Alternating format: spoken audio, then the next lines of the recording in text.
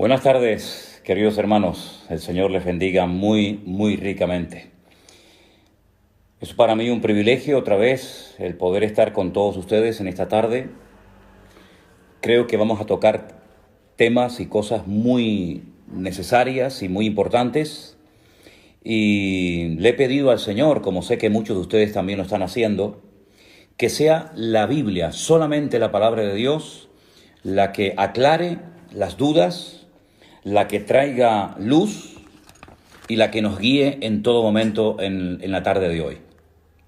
Estoy plenamente convencido que la Biblia es lo único que puede curar la peor o una de las peores enfermedades, que es la ignorancia. No hay nada peor que ser un cristiano, que ser un creyente ignorante. Y lamentablemente, con todos mis respetos, tengo que decir que en cuanto a la Escritura hay mucha ignorancia, mucha, comprensión, pero muy defectuosa. Ideas muy extrañas, muy raras. Interpretaciones demasiado particulares y personalistas.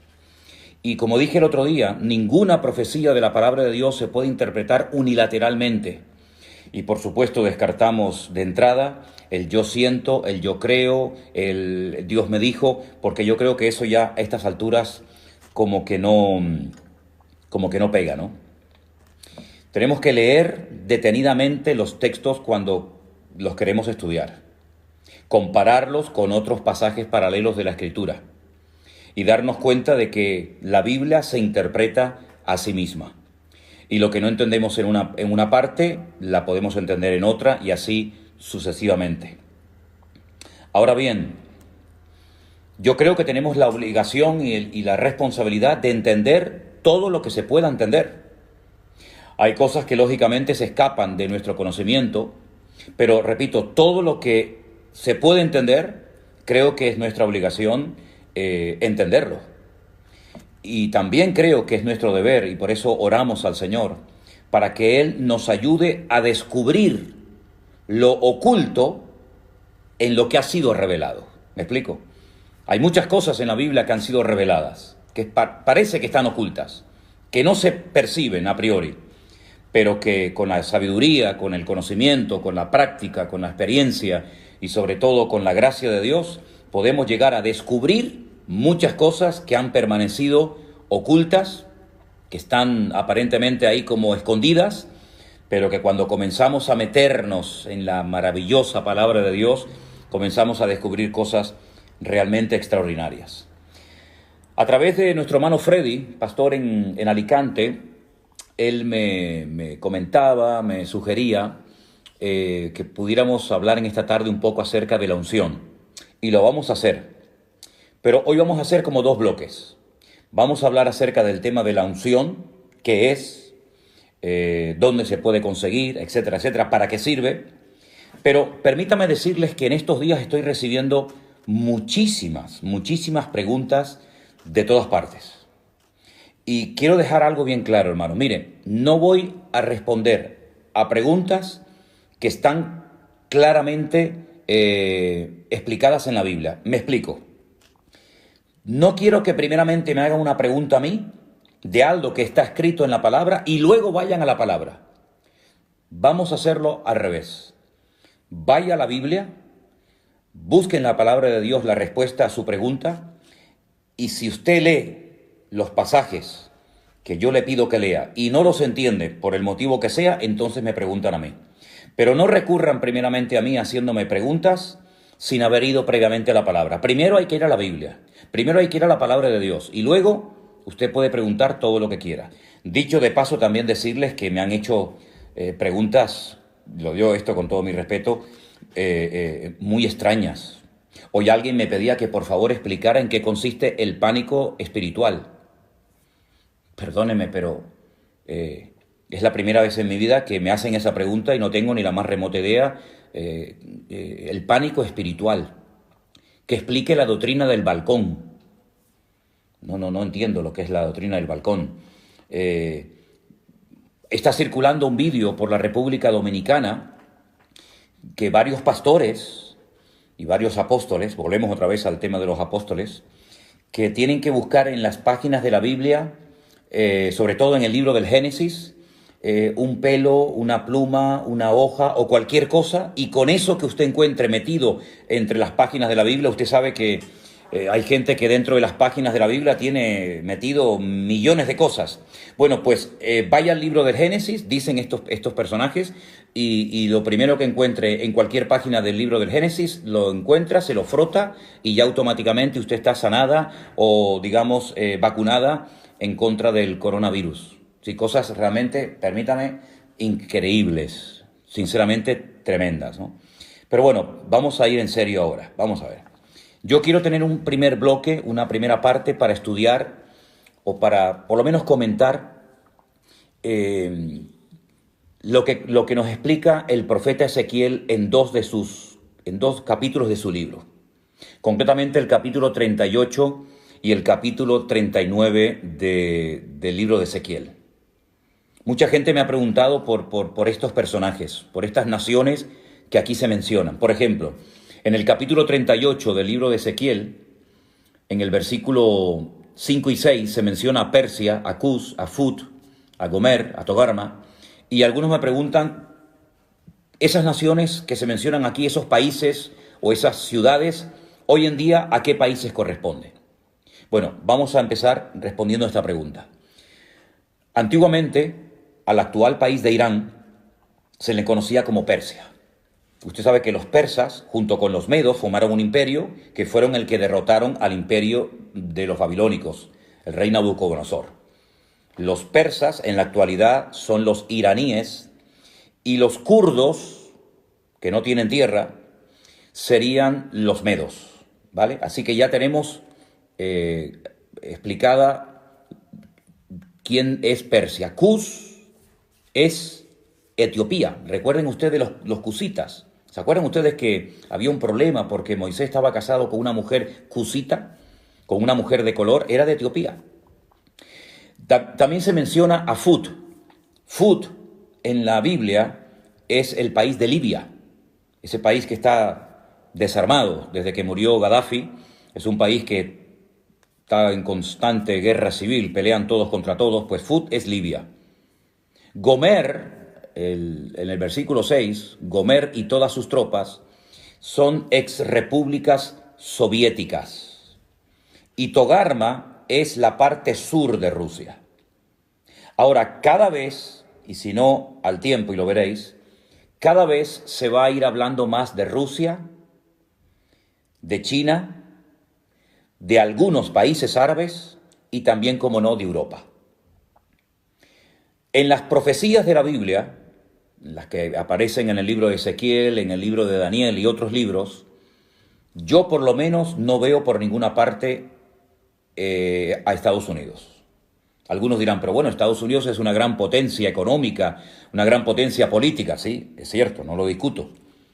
Pero no pinta nada en el panorama, en el programa profético de Dios. ¿Qué le va a ocurrir a los Estados Unidos en los últimos tiempos? Pues mire, yo no sé si esta pandemia que estamos viviendo hoy en día tendrá algo que ver. Lo que se dice es que en Estados Unidos pueden llegar a haber millones de muertos. Y esto va a afectar mucho, sin lugar a dudas, la economía y la estabilidad norteamericana. Y con todo mi respeto, sé que hay muchos hermanos que me escuchan y me ven desde los Estados Unidos, y quiero decir esto con todo respeto. Para muchas personas, Estados Unidos siempre ha sido como una especie de paraíso terrenal, ¿verdad? Los países más cercanos a Estados Unidos, países centroamericanos, países latinoamericanos, siempre o muchas veces el sueño de muchos era poder ir a los Estados Unidos y conseguir un buen trabajo y poder empezar una nueva vida. Y no hay nada malo en eso, ¿ok? De hecho, los fundadores, los padres de Norteamérica vinieron de Europa porque buscaban una vida nueva, ¿verdad? Pero lo que no podemos caer es en el error de creer que Estados Unidos es como una especie de gran papá, una especie de Dios, y de esa manera ya todas nuestras necesidades materiales y espirituales están cubiertas. El famoso sueño americano, ¿verdad? Bueno, gloria a Dios por los Estados Unidos, gloria a Dios por todos los miles de misioneros que han mandado por toda la faz de la tierra. Gloria a Dios por los millones de dólares que han salido de las arcas de las iglesias y de los bolsillos de muchísimos hermanos y ministerios norteamericanos. Pero Estados Unidos, espiritualmente hablando, está en una crisis tremenda. Y los hermanos que viven en Estados Unidos lo pueden confirmar. Estados Unidos hace mucho, mucho tiempo que tiene que volver en genuino arrepentimiento al Señor. Y pienso que a lo mejor este presidente que tienen en la actualidad, Donald Trump, puede ser tal vez la última oportunidad que tengan los norteamericanos antes de entrar en un trato muy severo de parte del Señor, para que vuelvan otra vez a la senda antigua, para que vuelvan otra vez al origen, para que vuelvan otra vez a la fuente de la vida, que es nuestro Señor Jesucristo. Entonces, el Estados Unidos no aparece en el programa profético de Dios, pero Rusia sí, y China también, y los países árabes también, y Europa también. Y por eso cada vez vamos a oír más de Rusia. Cada vez los chinos, por un motivo o por otro, cada vez se va a hablar más de ellos. Y de Europa, la pobre Europa, la pobre víctima que no sabe dónde meterse, no sabe hacia qué lado inclinarse. Esa Europa que tiene nombre de mitología griega, que todavía no sabe cuál es su identidad, si tiene que abrirse a todas las religiones, si tiene que volver al cristianismo, si tiene que ponerse del lado de unos países o ponerse al lado de otros países. Bueno, pues en esos cuatro grupos, ahí se mueve prácticamente todo lo que va a ser el futuro. Y lógicamente, no podía ser de otra manera, Israel, ¿verdad? Entonces, repito, Rusia, China, Europa y algunos países árabes, cada vez se va a hablar más de ellos. No me malinterpreten con lo que voy a decir a continuación. Aunque es una realidad este tema famoso del coronavirus, y aunque es un hecho de que hay miles de personas que están muriendo en todas partes del mundo por este tema, que esto no sea algo que nuble nuestra visión espiritual, por favor. Que esto no nos despiste, porque hay profecías que para que se cumplan tienen que darse situaciones muy, muy parecidas a las que estamos viviendo en este tiempo. Digamos que este sería el caldo de cultivo o el inicio, el comienzo de un proceso que ya no va a dar marcha atrás. Es una especie como de cuenta regresiva. Y esta pandemia va a traer muertes, esta pandemia va a traer crisis económica, esta pandemia, este virus va a traer paro, va a traer un desequilibrio en las naciones, y este va a ser el caldo de cultivo para que muchas naciones, para que muchas superpotencias, Rusia, China, etcétera, pues intenten posicionarse y repartirse luego el pastel, porque esto va a terminar, evidentemente. Esto del coronavirus no va a ser para siempre, no va a ser algo eterno, pero este es el preludio, este es el prefacio, esta es la introducción a algo que viene de una forma terrible. Y Rusia va a comenzar a posicionarse en la geopolítica mundial, y los chinos también, etcétera, etcétera. Es interesante notar que mientras ahora toda Europa o muchas partes del mundo están asustadas y están buscando mascarillas y respiradores por todas partes del mundo, ahora es China la que ofrece ayuda, la que manda médicos a Italia, la que manda aviones por aquí, la que manda aviones por allá. Y también Rusia también está ahora como una especie de Papá Noel, una especie de niño bueno, repartiendo ayuda por todas partes del mundo. Ojo, porque todo esto es el principio de dolores. Y hay un nombre en la Biblia, en el libro de Ezequiel, capítulo 38 y 39, que es el nombre God. God. God es un nombre simbólico. No es el nombre de una persona, pero en cierto sentido podríamos decir que ese inicuo, ese hijo de pecado, ese cuerno pequeño del cual nos habla Daniel, o ese anticristo del cual nos habla el apóstol Juan, es este personaje llamado God. Ahora, si os dais cuenta, hay un rey en la historia de Israel cuyo nombre empieza por la misma letra que por la que termina. ¿Saben cuál es, verdad? ¿Cuál es el rey de Israel que empieza por la misma letra su nombre y termina, que empieza por una letra y termina por la misma letra? El rey David. David en hebreo son 3 letras, Dalet, Vat, Dalet. Y ahí hay un mensaje, ahí hay algo muy importante. Es decir, no es una persona, digamos, fluctuante, que es una cosa ahora y una cosa más tarde. Fíjense qué nombre le da la Biblia a este perverso, a este inicuo, a este hombre de pecado, a este hijo de perdición, como lo denomina Pablo en una de sus cartas a la iglesia de Tesalónica. A este personaje se le conoce en el Antiguo Testamento como God. Y los judíos en Israel, en el judaísmo, se conoce a God como un hombre malo, al que nosotros denominaríamos o llamamos el anticristo. Y fíjense que su nombre empieza por la letra Gimel, la G en español, y termina por la misma letra, God, G-O-G. Es como una especie de imitación de todo lo que Dios, de todo lo que el Señor ha estado haciendo a lo largo de la historia. Es la última oportunidad que Satanás tendrá para poder alcanzar sus objetivos.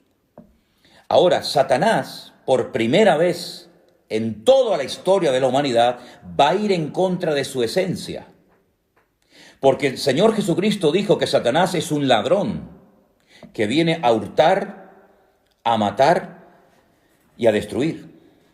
Pero por primera vez en la historia, un instrumento tremendamente usado por Satanás, como va a ser este God o este anticristo, va a ofrecer algo que Satanás no puede ofrecer porque va en contra de su esencia. ¿Y saben lo que es? Paz y seguridad. Satanás, desde el día que se rebeló contra su creador, no ha tenido ni un día de paz. Es un ser atormentado, es un ser amargado, es un ser errante, no tiene amigos, no tiene familia, no tiene nada a lo que agarrarse. Es un ser solitario que sabe que le queda poco tiempo y a través de todas las edades ha intentado destruir, neutralizar, hacer fracasar el plan de Dios, y ahora cambia la estrategia y comienza a ofrecer a través de este personaje paz y seguridad. Ahora bien, este personaje, el anticristo, que se va a levantar en los últimos tiempos, se va a manifestar como el hombre de pecado, ofrecerá paz y seguridad, pero cuidado, es falso. Da una imagen totalmente diferente a lo que realmente es. Lo pueden ver en el libro de Apocalipsis. Su apariencia es una cosa, pero cuando habla es otra. Entonces es muy importante ver los animales de los cuales se habla en el libro de Daniel, y nos dice la Biblia que es como un león, que es como un oso, que es como un leopardo. Es una mezcla de esos imperios que nos han precedido en el pasado, pero lo que va a hacer a los 3 años y medio de su reinado, de su gobierno, va a ser una traición. Se va a volver en contra del pueblo de Israel. Pero aquí también Dios sigue dominando y controlando el orden mundial. Porque, dicho sea de paso, si os dais cuenta, cada vez esta expresión que acabo de mencionar, cada vez se está oyendo más en la televisión, en las radios. El nuevo orden mundial, el nuevo orden mundial. Todo va a cambiar. La geopolítica, la economía, etcétera. Bueno, pues esto del nuevo orden mundial no es nuevo, por lo menos para nosotros los estudiantes de la Biblia, los que creemos en el Señor. ¿Por qué? Porque evidentemente viene un nuevo orden mundial. Das en cuenta que ya, por ejemplo, uno de los grandes de Europa ya se fue. Esto era impensable hace unos años, que los ingleses decidieran marcharse de Europa, pero ya es un hecho. El famoso Brexit ha hecho que Inglaterra saliera de Europa. Ya es uno menos. Hay una serie de países en este momento en Europa que no están dispuestos a echar una mano, a ser solidarios, por ejemplo, con Italia, por ejemplo, con nosotros los españoles, por ejemplo, con Francia. Hay una tirantez, hay una división interna en la Unión Europea, que de unión no tiene nada.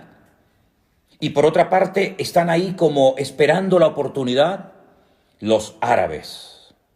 Los árabes que van a jugar un papel fundamental en los últimos tiempos, porque los árabes tienen algo que el mundo necesita, pero se está tratando de desarrollar nuevas tecnologías, se está tratando de evitar que se dependa 100% del petróleo de los países árabes. Y ahora, por ejemplo, Estados Unidos está pensando en venderle de su petróleo al mundo. Y por otra parte tenemos a Rusia desde hace años con tecnología curiosamente alemana y norteamericana, parece mentira, tratando de hacer un oleoducto para suministrar gas a toda Europa y para que no dependamos del gas, por ejemplo, de Marruecos o de otros países. Es decir, que todo esto del coronavirus es un hecho, es una realidad, no cabe la menor duda. Pero también no nos olvidemos, hermanos, siervos de Dios, Iglesia de Jesucristo, no nos olvidemos que detrás de esta cortina de humo, detrás de este hecho del coronavirus, se están dando movimientos entre bambalinas que van a cambiar el rumbo de la historia de la humanidad, pero no les quepa a ustedes la menor duda. En los capítulos 38 y 39 del libro de Ezequiel se mencionan a Mesec y a Tubal. Sería muy bueno que ustedes anotaran esta cita, Génesis capítulo 10. En Génesis capítulo 10 se nos habla acerca de los hijos de Jafet. Yo no tengo tiempo para explicar todo esto ahora, pero cuando Noé salió del arca, sus tres hijos, Sem, Can y Jafet, se extendieron por todas las naciones de la tierra y todas las naciones tienen su origen en Sem, en Can o en Jafet. Y hijos de Jafet fueron Mesed y Tubal, es decir, que Mesed y Tubal fueron nietos nada más y nada menos que de Noé. Y estos hijos de Jafet, estos nietos de Noé, sería muy interesante que ustedes vieran dónde se ubicaron, dónde comenzaron a reproducirse, qué países del mundo comenzaron a poblar, de tal manera que de esas regiones en los últimos tiempos se levantarán ejércitos tremendamente poderosos y armados hasta los dientes y que van a ser llevados, escuche bien esto, van a ser llevados por Dios hasta Israel para que allí conozcan el poder de Dios. Es decir, Dios nunca ha perdido el control de las naciones ni del mundo. Dios es soberano. Y Dios sabe cuándo y cómo y dónde mover a los líderes, a las naciones, a los ejércitos, etcétera, etcétera. Y es Dios el que lleva a God hasta la tierra de Israel y dice que allí es donde muere.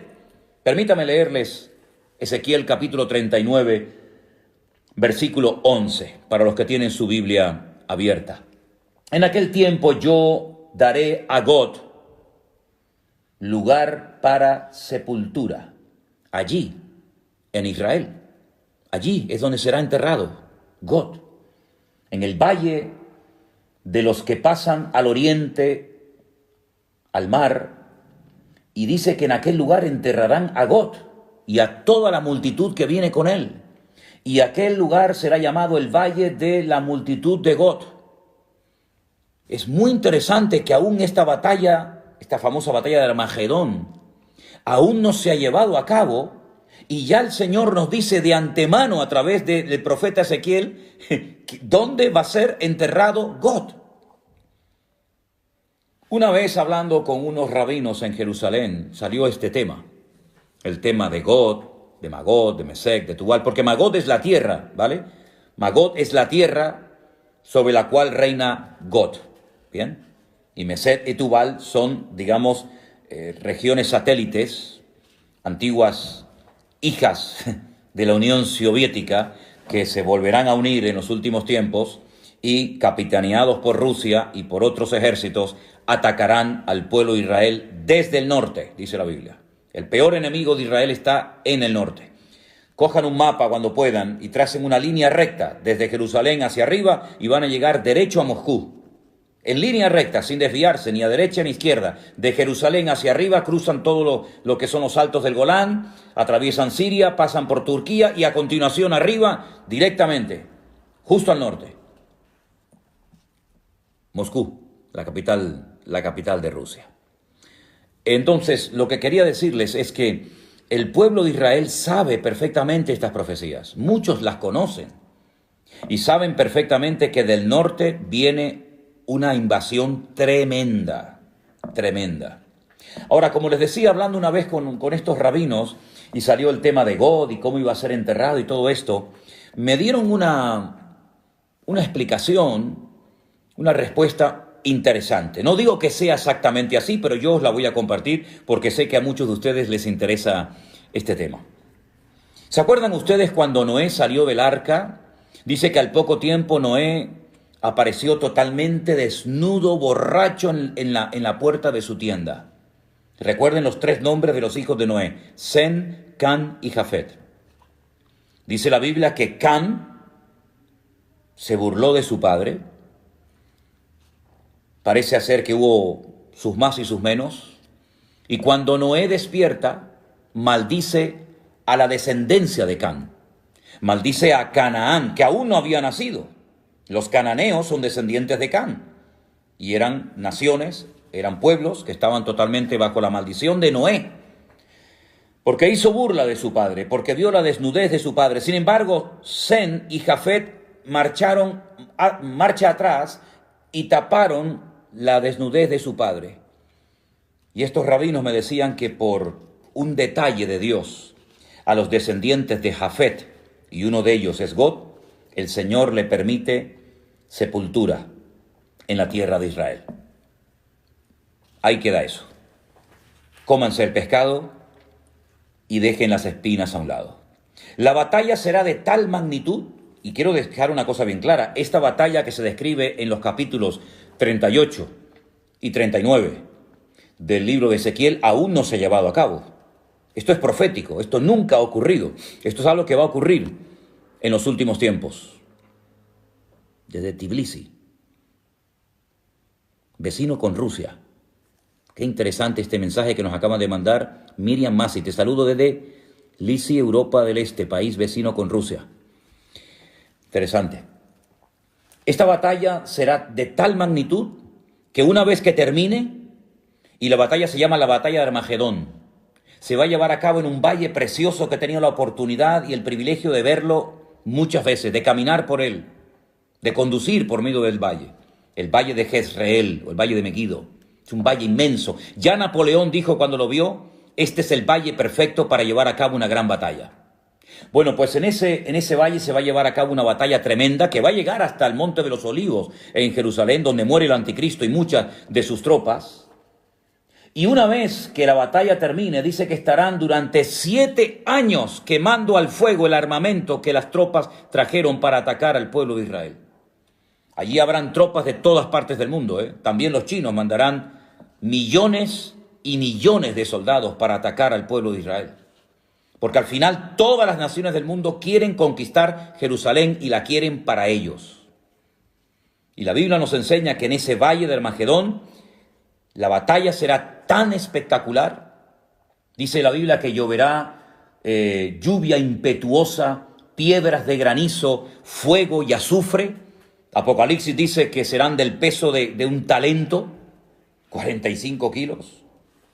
Probablemente está haciendo referencias a bombas, vete tú a saber.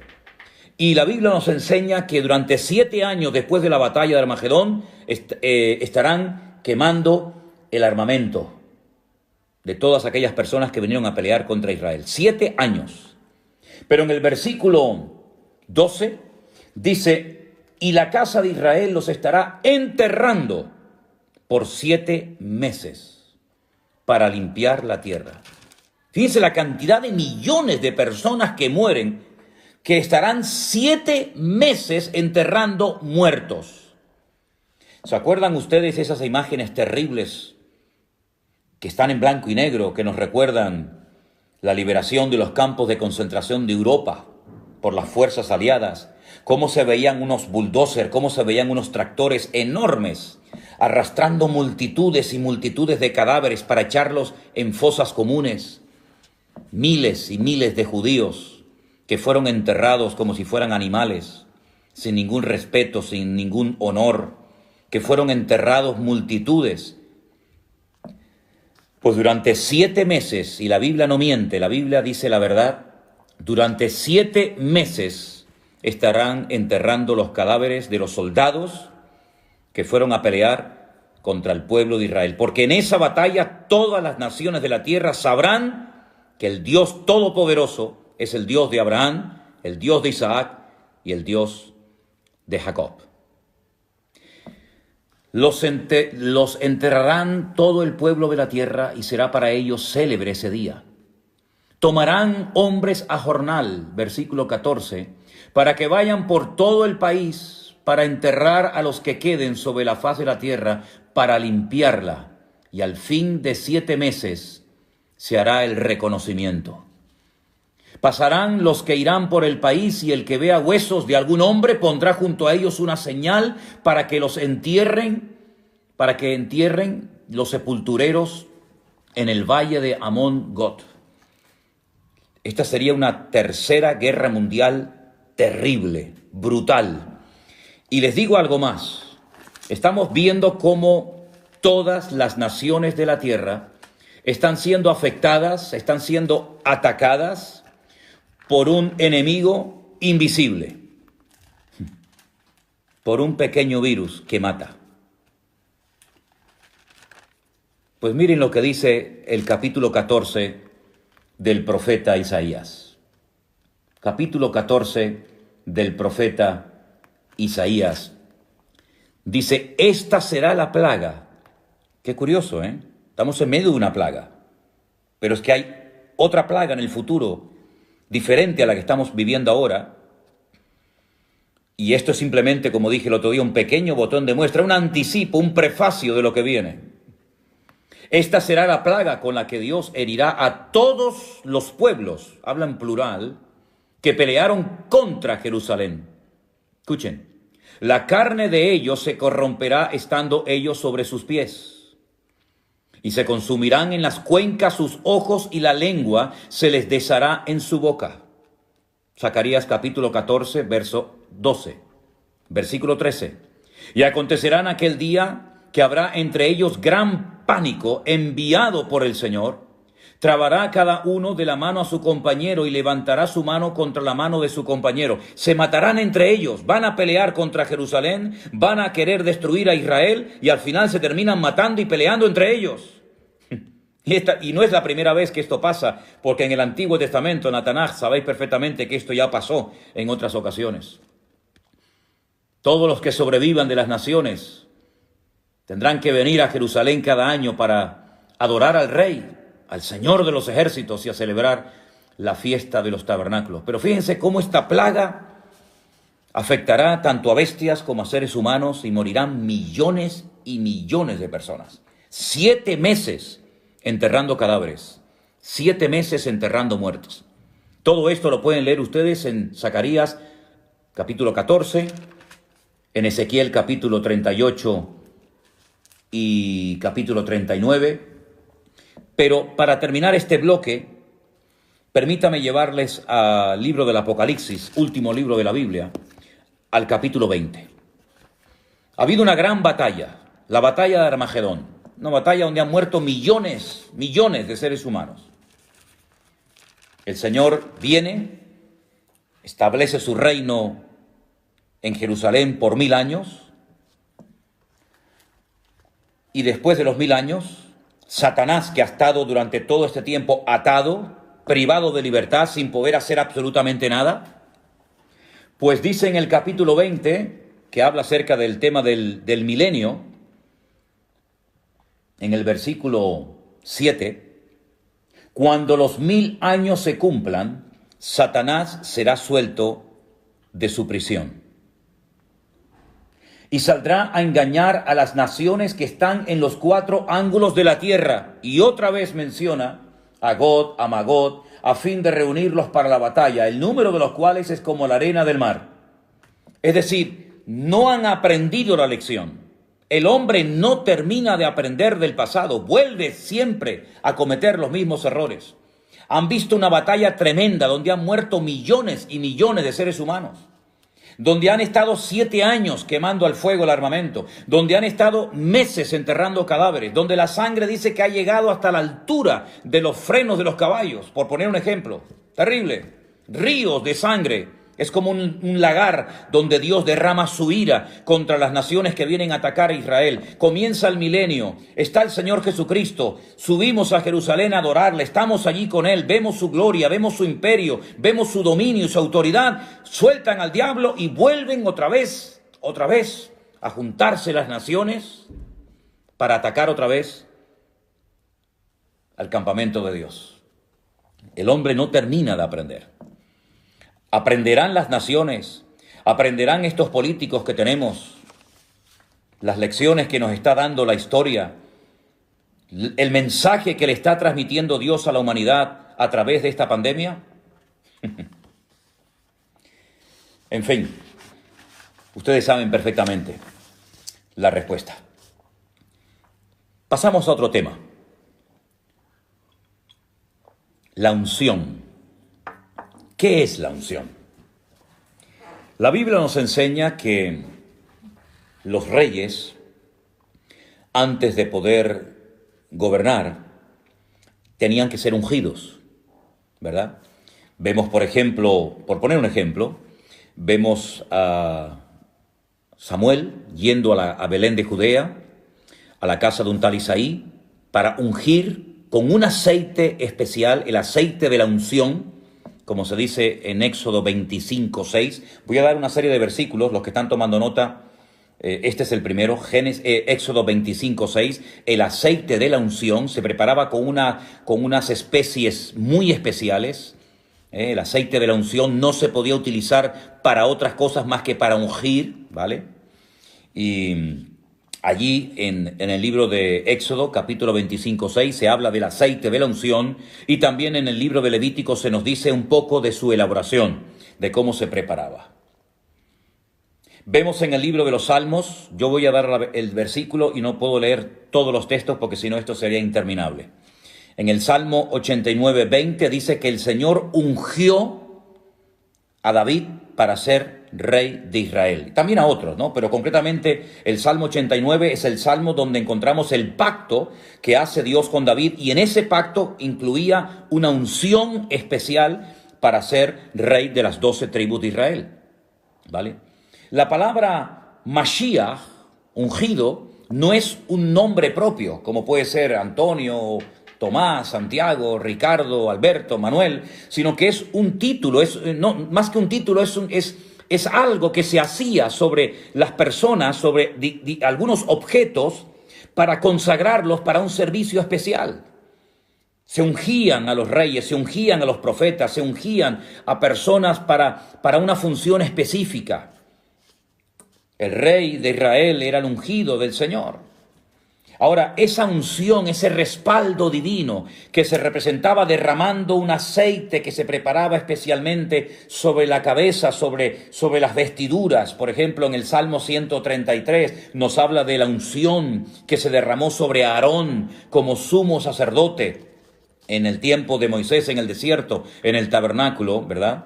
Esa unción, ese acto de Dios de respaldar a un hombre, de respaldar a una persona para ser rey, para ser sacerdote, para ser profeta o para una función en específica, esa unción, ese respaldo de Dios también se menciona en el Nuevo Testamento. Pero ya no se ve a nadie echándole aceite sobre la cabeza a nadie para que reciba la unción. Es cierto que en el Nuevo Testamento hay algunos textos donde se habla del aceite. Por ejemplo, hoy encontraba un versículo muy interesante, y ese sí quiero leerlo, en Marcos capítulo 6, versículo 13, en el Evangelio según San Marcos, capítulo 6, versículo 13, yo no sé si se han dado cuenta de que ahí se menciona el aceite y la utilizaban los discípulos. Dice que echaban fuera demonios los discípulos, y ungían, derramaban aceite a muchos enfermos y los sanaban. Hay un momento en el que los discípulos les ponían aceite a los enfermos y eran sanados.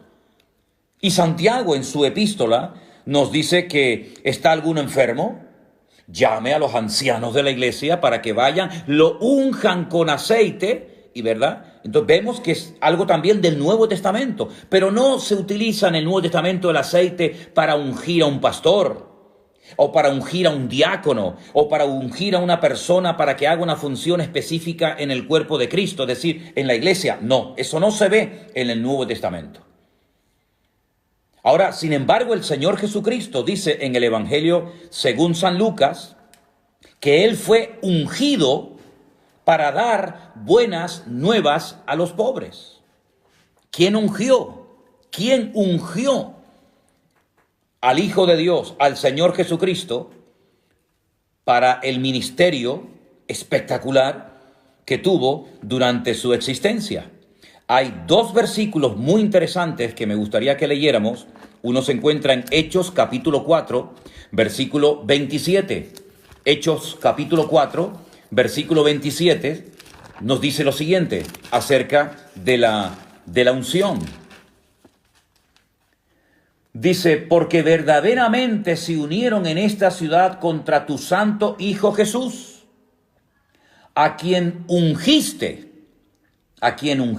Herodes y Poncio Pilato, con los gentiles y con el pueblo de Israel. Es decir, Pedro hablando, dando una explicación coherente a los que allí estaban pidiéndole explicaciones acerca de cosas que estaban sucediendo en aquellos tiempos en la iglesia primitiva, dice que Dios ungió a nuestro Señor Jesucristo.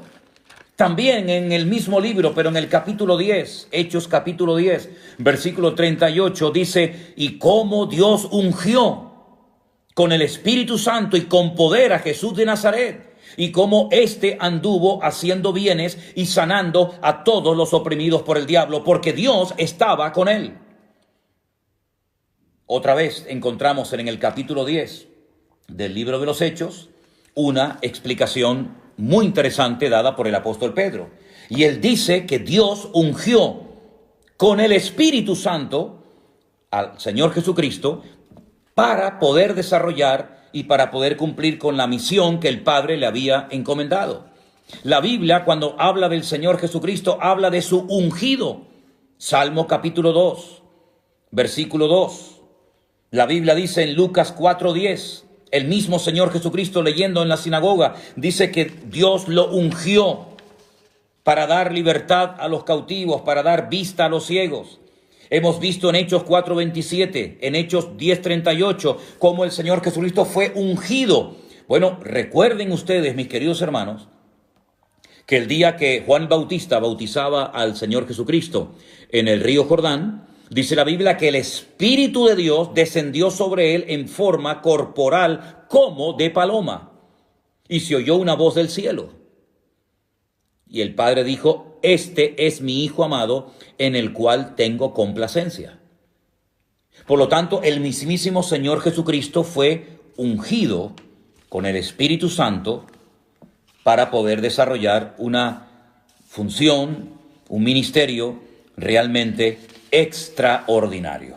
Ahora bien, hoy en día, sobre todo en ciertos y determinados círculos evangélicos, vuelvo otra vez a decir lo mismo, es que conozco muy bien ese terreno, conozco muy bien ese ambiente, porque me crié y estuve muchos años en él, y sé que el tema de la unción es un tema que se ha sacado totalmente de contexto. Y entonces incluso he estado en culto donde se le echaba litros, botellas de aceite sobre la cabeza a la gente para que recibieran la unción de Dios. Eso no se ha visto en ninguna parte de la iglesia primitiva. Eso no se ve en ninguna parte del Nuevo Testamento. Pero sin embargo, en algunas iglesias evangélicas se ha visto y se utiliza muchísimo, no el uso del aceite para orar por enfermos, lo cual es bíblico. No digo que siempre haya que hacerlo, pero si se hace, no es ningún pecado. No estamos quebrantando ninguna norma bíblica, no es nada de superstición, ni es nada extraño. Se puede ungir con aceite a un enfermo. No hay ningún problema en hacerlo, es bíblico. Hay un texto de la Biblia que lo respalda. Luego, hay que decir amén, aunque tal vez no te guste, no lo hayas hecho nunca, pero hay algo que la Biblia dice acerca de la unción sobre los enfermos. Pero en ningún momento encontramos en la Biblia a pastores, a apóstoles, a discípulos echando botellas y botellas, litros y litros de jarra y de aceite sobre la gente para que reciban la unción. Eso no es bíblico, eso no es correcto, eso no es de Dios. Eso es un disparate, eso es un invento de los hombres y la gente en su ignorancia, que es una de las peores enfermedades que tiene la iglesia, lamentablemente. Y espero que se vaya sanando la iglesia con el bálsamo de la palabra de Dios, con el conocimiento de Dios. Espero que nos demos cuenta de que yo no tengo que ir a un altar para que un ungido me unja con aceite para recibir la unción del Espíritu Santo. Eso es un disparate.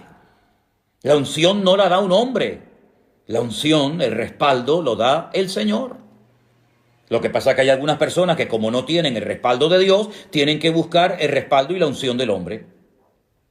Pero dice la Biblia, y vamos a leerlo, en 2 de Corintios, capítulo 1, versículo 21, repito, 2 de Corintios, capítulo 1, versículo 21, algo muy interesante referente a esto que estamos hablando en esta tarde.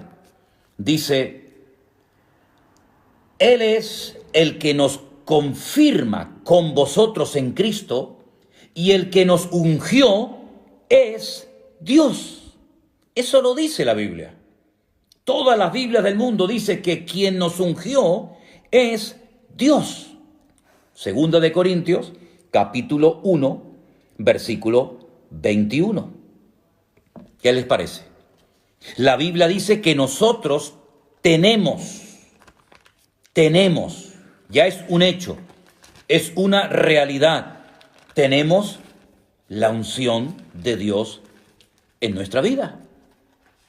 Y como siempre digo, vamos a la Biblia. Vamos a la palabra.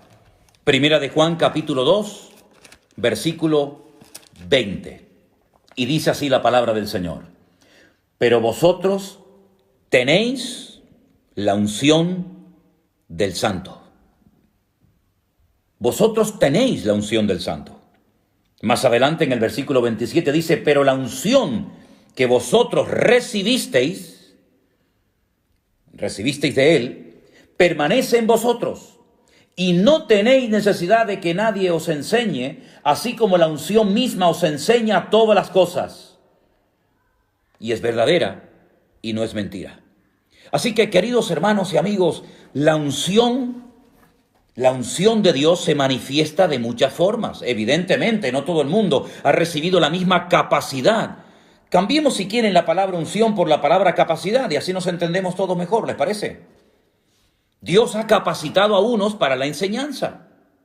Dios ha capacitado a otros para el evangelismo. Dios ha capacitado y ungido a unos para la música, a otros para cualquier otro ministerio. Pero todo creyente tiene el Espíritu Santo en su corazón. Ahora, yo sé que en algunos círculos evangélicos y sobre todo en algunas denominaciones, incluso en la denominación en la que yo me convertí, y lo voy a decir, las asambleas de Dios. En las asambleas de Dios se nos enseñaba que el que no hablaba en lenguas no tenía el Espíritu Santo con él. Claro, yo me crié en esa denominación, yo me convertí en una iglesia de las Asambleas de Dios y se nos enseñaba hasta la saciedad que los pentecostales tenían el Espíritu Santo y los que no eran pentecostales, es decir, los que no habían hablado en lenguas, no tenían el Espíritu Santo. Y lo creíamos, porque así nos lo decían. Y nosotros teníamos el Evangelio completo, el Evangelio completo. Los demás tenían un Evangelio por incompleto. Nosotros teníamos la bombilla de 100 vatios, los demás de 25. Y crecimos con esa idea falsa, con ese orgullo denominacional que no es de Dios. Y cuando uno comienza a escudriñar las Escrituras, encuentra versículos como ese que dice, todos fuisteis bautizados en un cuerpo. Dios nos ha bautizado a todos. Todo creyente tiene al Padre, al Hijo y al Espíritu Santo. ¿O solamente es patrimonio de las iglesias pentecostales? Todos los que hablan en lenguas realmente son lenguas de Dios o a veces son lenguas inventadas, porque de esto habría que hablar largo y tendido, Otro día, si quieren, hablamos de esto.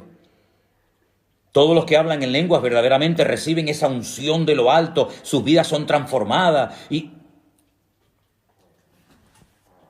todos hemos sido bautizados en un cuerpo. La experiencia de hablar en lenguas, si quieren, otro día hablamos de eso. Pero no es bíblico decir que solamente los que han hablado en lenguas tienen el Espíritu Santo. Eso es un disparate, eso es antibíblico. Y algún día muchos que han enseñado durante años eso tendrán que pedir perdón. Porque a la luz de las Sagradas Escrituras han enseñado algo que no es cierto, algo que no es verdad. Todos nuestros hermanos, aunque nunca hayan hablado y aunque nunca hablen en lenguas en su vida, todos los cristianos tenemos el Espíritu Santo en nuestros corazones. Bueno, no puedo leer, como pueden comprender, todos los saludos y las preguntas y las cosas que me hacen, porque estoy con un móvil, tiene una pantalla muy pequeñita y es prácticamente imposible leer todo esto. Pero permítame darles un versículo que después quiero que lo lean, si pueden, en sus casas. Isaías 45:1. Isaías 45:1.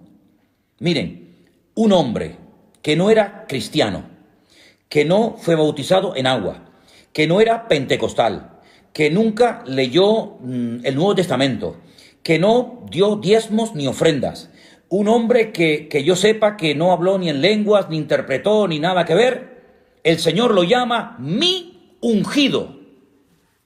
Estoy hablando de Ciro, un hombre que Dios capacitó, un hombre que Dios ungió, para que fuera un instrumento tremendamente poderoso en las manos del Señor, para que trajera bendición al pueblo de Israel. Mi ungido, al que yo he capacitado, al que yo he dotado, al que yo he escogido, al que yo he apartado, para que sea mi ungido. También hay en la Biblia, en el libro de los Salmos, un versículo muy bonito, Salmo 105, versículo 15, Salmo 105, versículo 15, donde habla de mis ungidos. Y ahí entramos todos los creyentes. Ahí entra todo el pueblo de Dios. Somos los ungidos del Señor. Los Meshijí, somos los ungidos. También la Biblia nos habla de dos ungidos, que en Zacarías 4, versículo 14, son lo que en Apocalipsis se les llama los dos testigos, pero que Zacarías lo llama los dos ungidos. Hay un libro de un pastor español donde él dice el nombre de estos dos ungidos. Ha tenido una revelación sobrenatural. Nadie sabe, ni siquiera los autores de la Biblia, ni Juan, ni Pablo, ni Santiago, ni Tomás, nadie sabe en la Biblia quiénes eran, cómo se llamaban estos dos ungidos, pero en ese libro que yo tengo en mi casa, dice, los dos ungidos son fulanito y menganito. Punto. Interesante, ¿no? Por supuesto. Bueno, y también quiero leerles un versículo muy bonito del Evangelio de Lucas, capítulo 2, el versículo 26, donde hay unas palabras muy bonitas para que veáis una vez más cómo el ungido por antonomasia, el ungido de Dios, en singular, fue sin lugar a dudas el Señor Jesucristo. Yo les he dado versículos del libro de los Hechos, le he dado algunos textos en esta tarde de Lucas, pero miren qué versículo tan bonito de Lucas 4:18, donde el hombre que está orando, teniendo en sus brazos al Señor Jesucristo, pues Lucas 2:26, perdón, discúlpenme, Lucas 2:26, dice unas palabras muy interesantes y dice así: esto fue el día que los padres del Señor Jesucristo lo llevaron para ser presentado en el templo, ¿vale?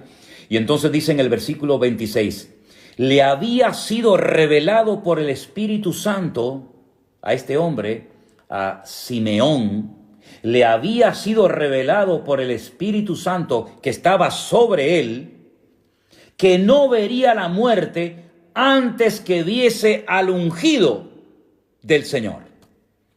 ¿Y quién es el ungido del Señor? El Señor Jesucristo, que en ese momento era un niño.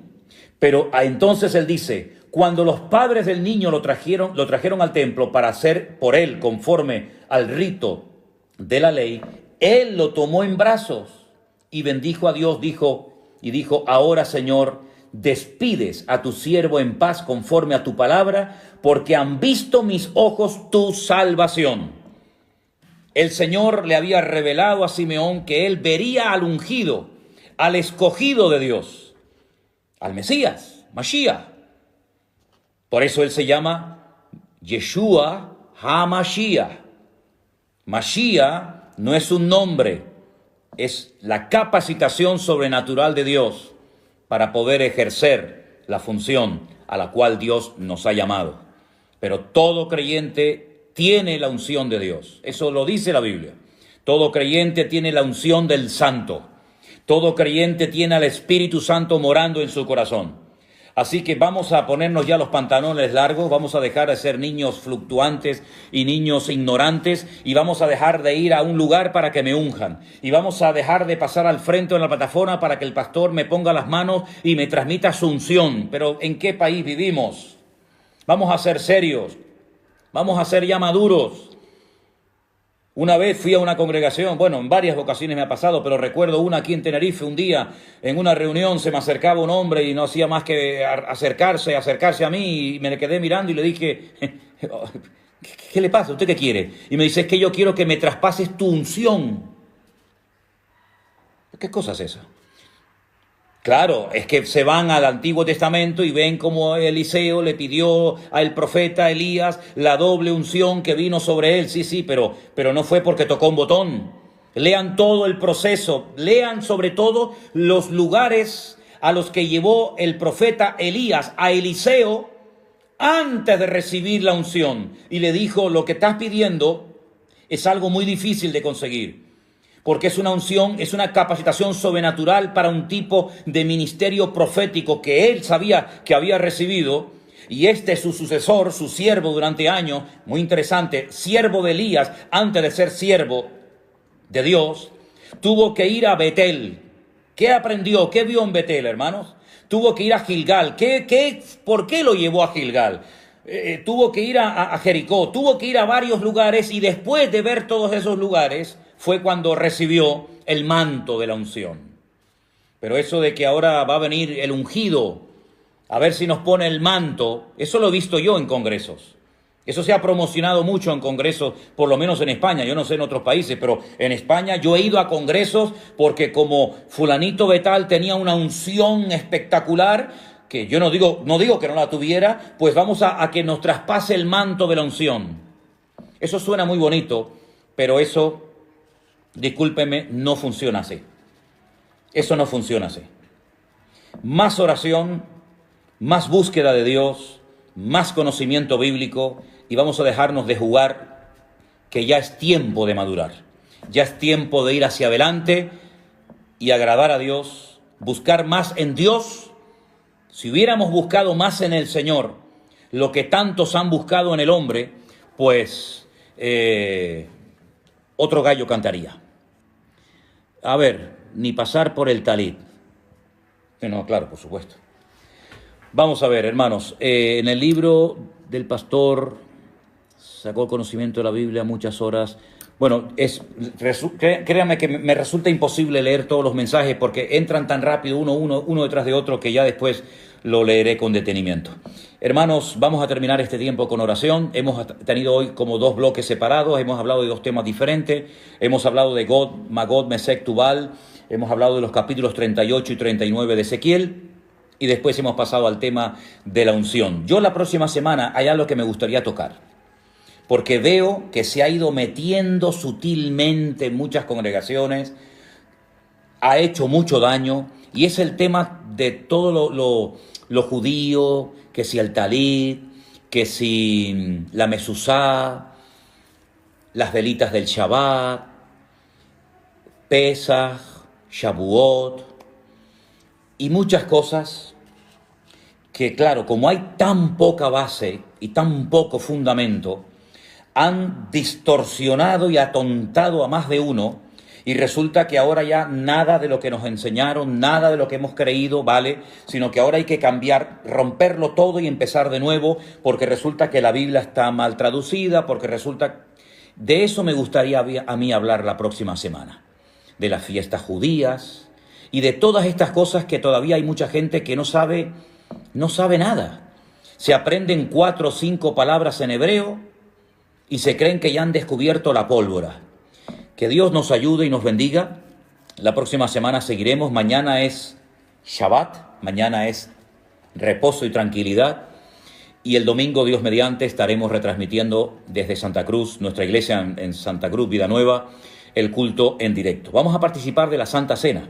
Yo les he pedido a los judaizantes, yo les he pedido a los hermanos de nuestra congregación que estén preparados, se los recuerdo a través de aquí del Facebook, que estéis preparados con vuestra copita de mosto, de vino, de trozo de pan, para que podamos participar juntos de la mesa del Señor. Gracias a todos ustedes por haber estado con nosotros. Gracias de todo corazón a las personas que están colaborando de una manera desinteresada para sostener el ministerio, para sostener la obra. Que Dios les bendiga. A todos les mando un gran saludo. Ahora, después de cortar esta emisión, estaré leyendo la cantidad de mensajes que ustedes me han mandado, porque han sido muchísimos. Espero poder leerlos todos. Sigan orando por nosotros, como nosotros estamos orando por ustedes. Que la paz del Señor esté con vosotros y Shabbat Shalom para todos.